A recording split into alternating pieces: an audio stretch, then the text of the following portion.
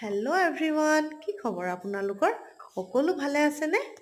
আজি মই আহিছোঁ আমাৰ শিৱসাগৰ নগৰৰ পৰা প্ৰায় 3 কিলোমিটাৰমান দূৰত্বত অৱস্থিত ঐতিহাসিক ৰংঘৰলৈ।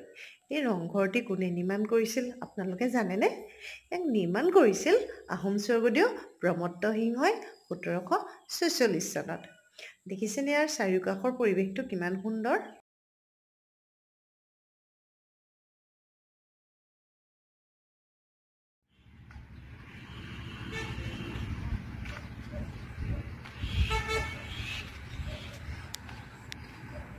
ইয়াৰ নিৰ্মাণ কাৰ্য প্ৰথম বাঁহ বেতেৰে আৰম্ভ কৰিছিল স্বৰ্গদেউ ৰুদ্ৰসিংহই, কিন্তু স্বৰ্গদেউ প্ৰমত্ত সিংহই ইয়াক সম্পূৰ্ণৰূপে কিছুমান থলুৱা সা সামগ্ৰী ব্যৱহাৰ কৰি নিৰ্মাণেৰে পকীকৰণ ব্যৱস্থা কৰিছিল। আৰু এই থলুৱা সামগ্ৰীসমূহ আছিল পোৰা ইটা, হাঁহ কণী, বৰা চাউল, মাটিমাহ আদিৰে। দেখিছেনে নিৰ্মাণশৈলী কিমান সুন্দৰ? আৰু চাৰিওকাষৰ পৰিৱেশটো খুবেই ভাল, সেউজীয়া এক পৰিৱেশ।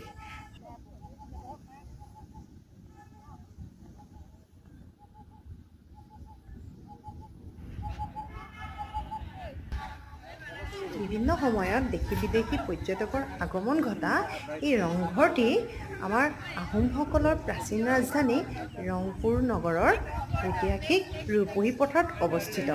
এই ৰূপহী পথাৰখন আহোমসকলৰ বিভিন্ন খেল ধেমালি আদি অনুষ্ঠিত হৈছিল।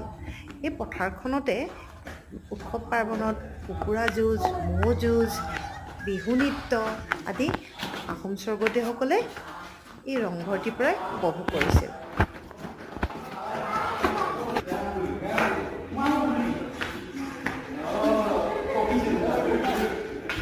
এই ৰংঘৰটি ওপৰ ভাগটো যথেষ্ট আহল বহল আৰু ইয়াৰ পৰা তলৰ পৰিৱেশটো খুবেই সুন্দৰ দেখা যায়। শিৱসাগৰ নগৰৰ সেউজীয়া যিটো পৰিৱেশ ৰংঘৰৰ ওপৰৰ পৰা খুব সুন্দৰভাৱে উপভোগ কৰিব পাৰি।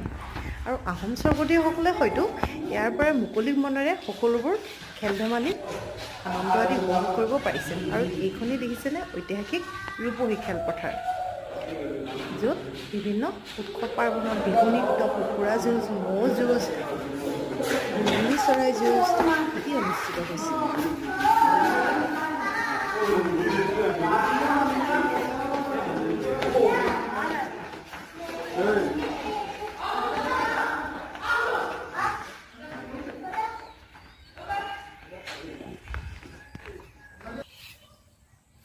ইয়াৰ ৰংঘৰটি অলপ আপোনালোকক দেখালোঁ, কেনে লাগিলে জনাব। আৰু যদি ভাল লাগে মোৰ চেনেলটো লাইক আৰু ছাবস্ক্ৰাইব কৰি